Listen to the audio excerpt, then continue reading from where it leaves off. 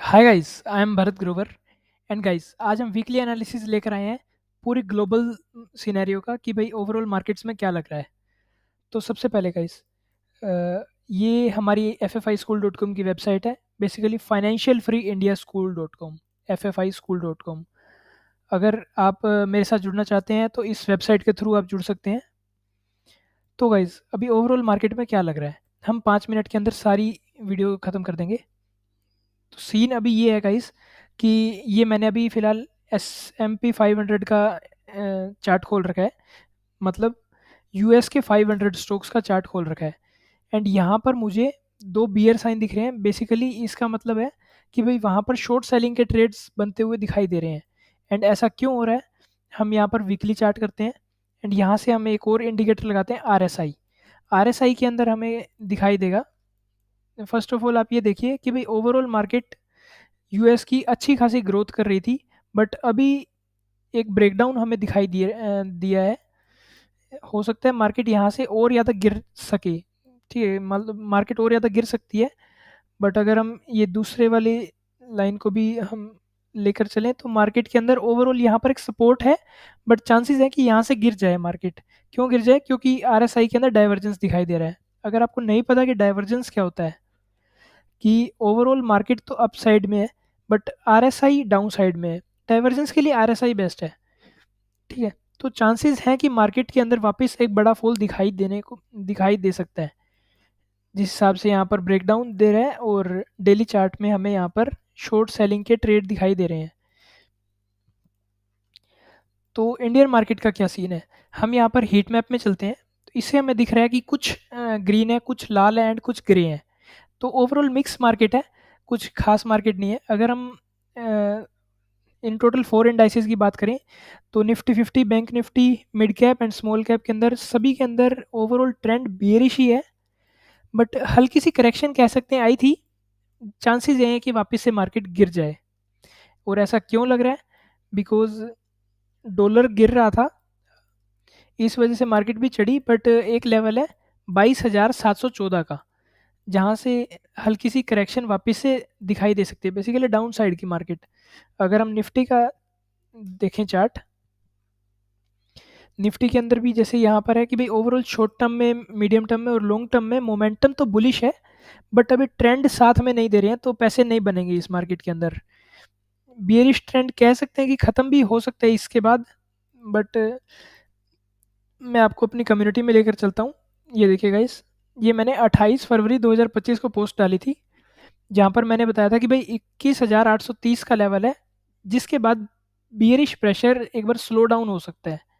And दूसरा, यहाँ पर 13 मई 2025 की एक डेट है, बेसिकली मिड मई में आप मान के चलो कि हल्का सा रिवर्सल आप कह सकते हो कि आ सकता है।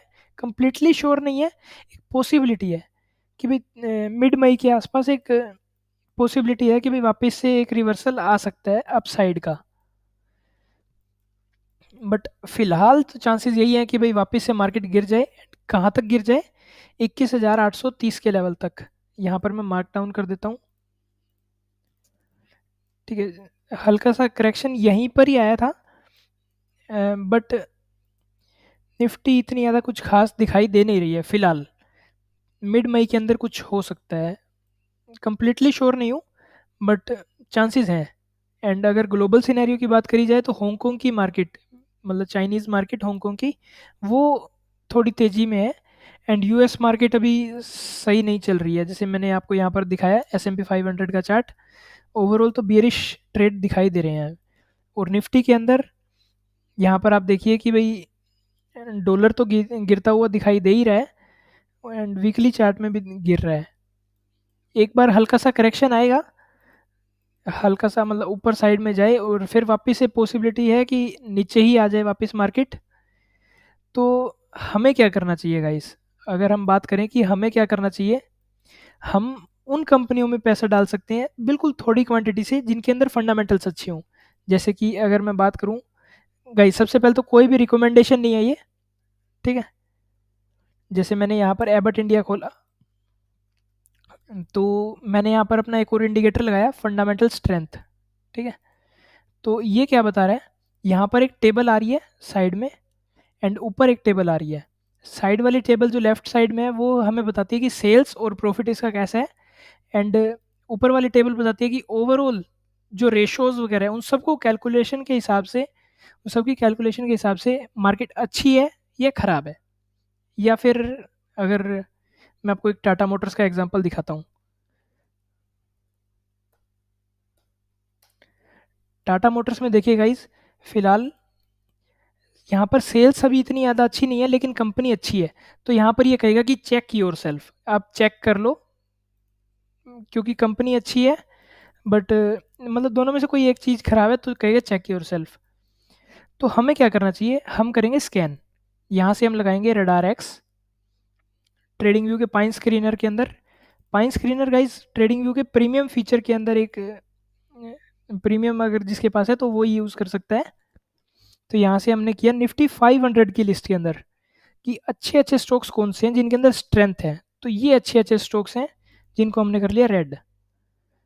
ठीक है गाइस, एंड यहाँ से हम चलेंगे निफ्टी 500 के अंदर। तो ये कुछ स्टॉक्स हैं जिनके अंदर अच्छा खासा मूव देखने को मिल सकता है। ठीक है, जिसके अंदर फंडामेंटल्स अच्छे होंगे।